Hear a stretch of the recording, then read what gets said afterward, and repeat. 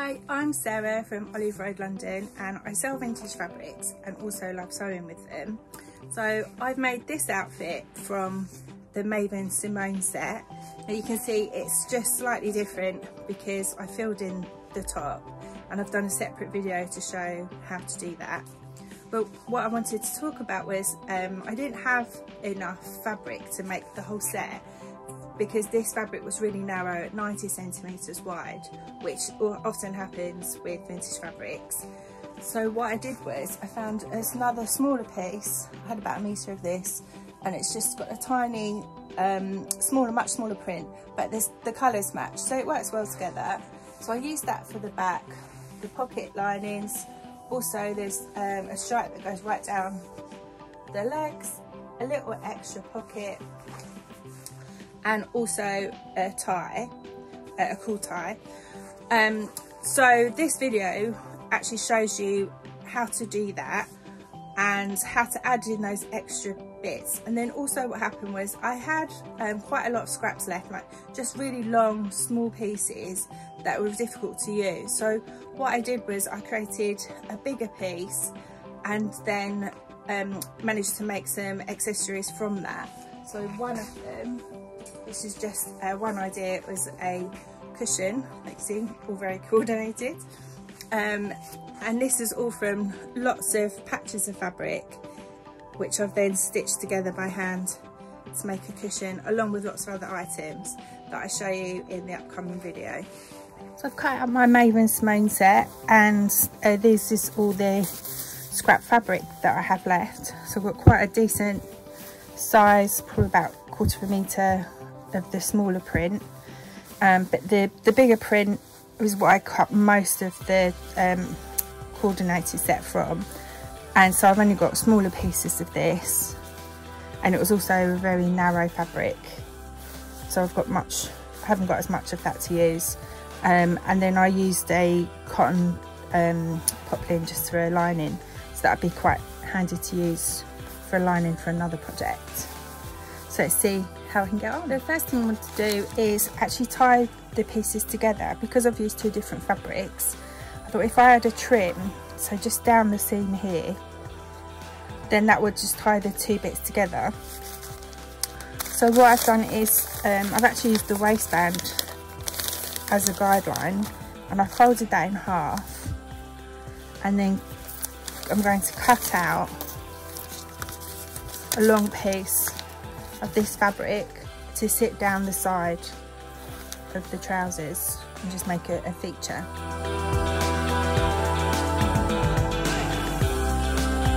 Okay, so a really good way to use up scrap fabric. So the Simone set already comes with a side pocket, so I don't need to worry about that. But I'm just going to use, put some patch pockets on, again, to tie up the two different fabric patterns and use up the small pieces of fabric. I'm sure Sharon from Maven won't mind. I'm actually going to use some Tilly in the Buttons pocket patterns, which come from the Coco. But you can see they're just a square. So if you measured out what you wanted, the size that you want, and then you can just measure out and draw out the square. But I've already got these, so I might as well use them to save on paper. I've chosen this small piece of fabric because I've still got the selvage edge and a raw edge, and that means I can mark up the grain line. I want to make sure I get the print in the right direction as I've cut out my top and the edge of the trousers. So I want it to all match, and I'm just going to pin and cut those. This fabric is really slippy, so what I've done is I've also cut a lining of the pocket from the lining that I'm going to use for the top, and it will just give it a little bit more stability. Now I measured the length of the strap and then measured my waist plus extra that you need to tie, and I need to cut two of these and join them together. I'm also I'm lucky that I've still got a selvage edge on this fabric, so I'm going to use that to make sure that I get it really straight. Or it might be that you might prefer to cut it on the bias, maybe, you know, that might work, and then join the pieces together, but I'm going to use the straight edge. So now the Simone set pattern, I noticed that Sharon from Maven has already given us a little tip on how to use up scrap fabric. So she's saying make a sheet scarf. Now ideally I'd like to make a triangle scarf, but I'm not going to be able to fit it out of this piece. I could think about combining the two fabrics together, or I might make a long scarf. I've still got a piece of straight edge on this fabric that I can use. I can make it quite wide, and then it means it will work as a really good headscarf. So that is what I'm going to do. So I straightened up the edges. With these ones I just literally snipped at the end and then ripped it down, and then that makes sure you get like a really straight edge. And this one I could see from the pattern, it was only a couple of little bits that needed trimming. If you've got a cotton or one that's a bit less slippy, then you can use a tailor chalk and a ruler, might be easier. So what I'm going to do is, I've got a decent sized piece here, and I've measured it around my head to make sure that it will fit as a headscarf. And I'm going to fold it right sides together and then just stitch all along the edge, and I'll leave it a gap about 10 centimeters so that I can turn it the right way round. And then I'll see how it looks, but I think I might put a little piece of elastic in it so it's more of a headband than an actual headscarf. I'll see how I get on. I nearly finished the scarf. I decided to leave it as a flat scarf without elastic because it's a bit more versatile. It's a lovely long scarf that I can tie around my head, neck, wrists. It's quite cute, tied onto the strap of a bag. And I stitched all around the edge, turned it the right way around, just put like a pencil, end of a pencil, just to get the corners a little bit sharper. I will give it a press, and then as I pressed it, I left a 10 centimeter gap so that I could turn it the right way round.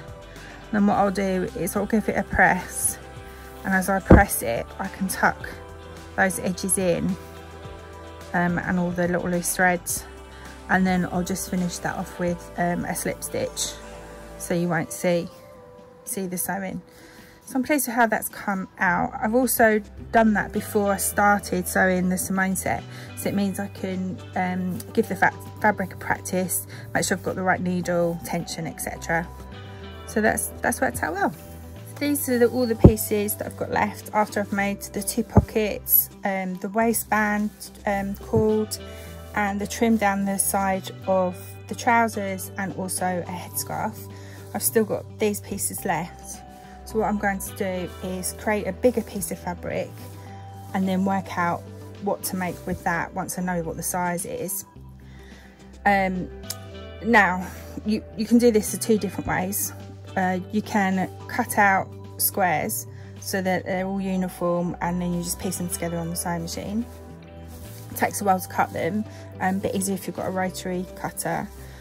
But actually I like the missed shapes, so I prefer to work with that. And what I'm going to do is iron all the pieces, make sure they're flat. If you've got small bits like this, then I'm going to trim those off and keep those for stuffing for cushions. Especially this is lovely and soft as well, this fabric. So trim all those off and then see what shapes I've got left, and then work out how the fabric's going to piece together. For example, I've got this, you know, quite a nice straight edge there and a straight edge there. I might be able to piece those together, and then another piece up here. And I prefer to do it by hand, so I'm going to use an over stitch or a whip stitch down there, put the right size together so you haven't got the rough edge showing, and then you can turn them over. And I'll also use the cotton that I had left from the lining. I'm going to use that to back the fabric and just make it a bit more stable so that we can use accessories or make accessories from it. So it's a great job to do if you've got an audio book or a podcast, or maybe in front of the telly. It's just, a really nice mindful sewing, slow sewing, and it's quite a challenge to get these pieces all jigsawed together, but it's worth it in the end. Okay, so I'm going to start to make a bigger piece of fabric from small fabric. Now these are all quite misshaped, but I like to work with that and also sew by hand rather than on the machine. If you're looking for more of square by the machine, sewn on the machine, then I have another video for that one. So I'm going to find 2 pieces that go quite well together. I'm going to put the right sides together and then stitch and over stitch. So I'm going from behind the fabric through to the front and then back behind. So then that leaves a loop over the edge of the fabric. I'm going to go in the same place 2 or 3 times and that fixes it in place. And then I just carry on along the row or along the 2 straight edges until you know I've reached the end, and then I can piece another piece.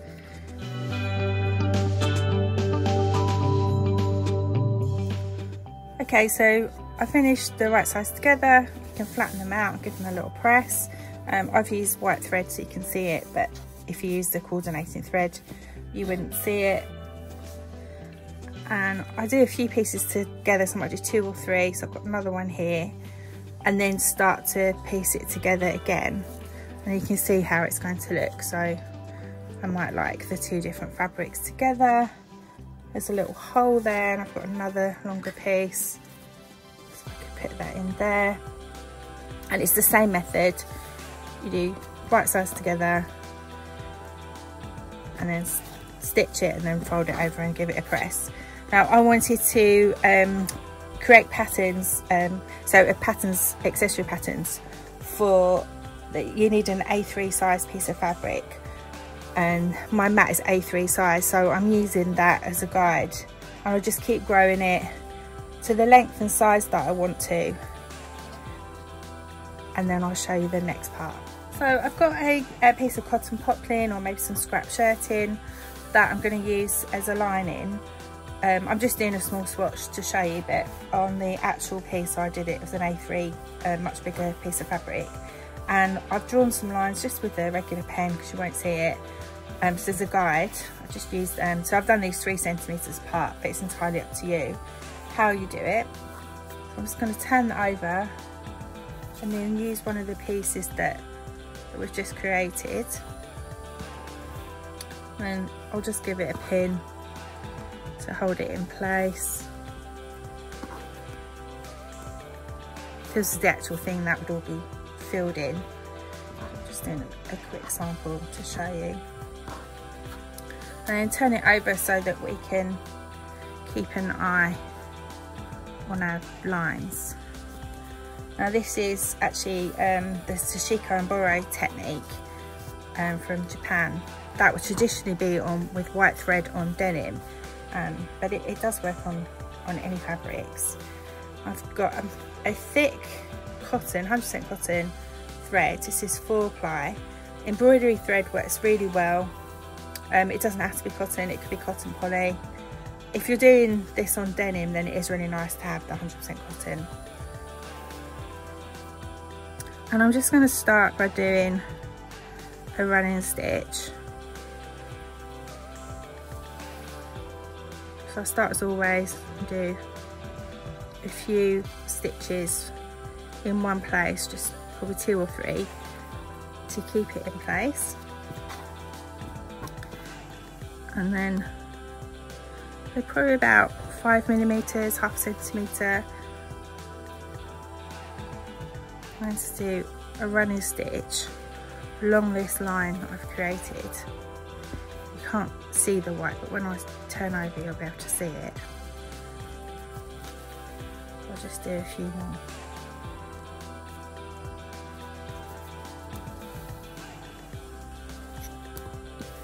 So there you've got a nice contrast with the white thread. I've got some purple that would look good in this as well. Pick up the purple colour. and I carry along all those lines, and then what that does, it just reinforces. So you've got a lovely cotton lining. This fabric's very slippery, so it's just going to reinforce. You've got the stitch going through, and then that will just help keep everything secure before I cut out the patterns and accessories that I want to make.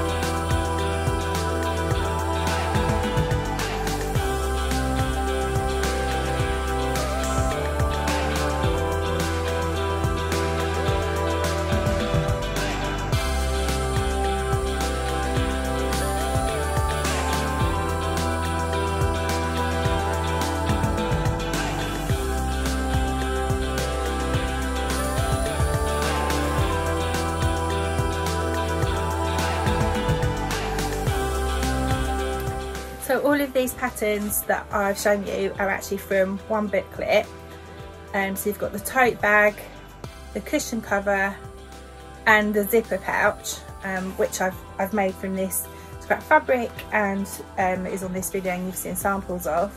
There's also an apron and a little drawstring bag. Now the idea behind all of these patterns was to be able to use up scrap fabrics. So whether that you might have half a metre spare, which is perfect for all of them, or you might need to create half a metre, which I've shown you, into a bigger piece of fabric. Each one has step-by-step instructions, little diagrams to help you. I'll just find a diagram.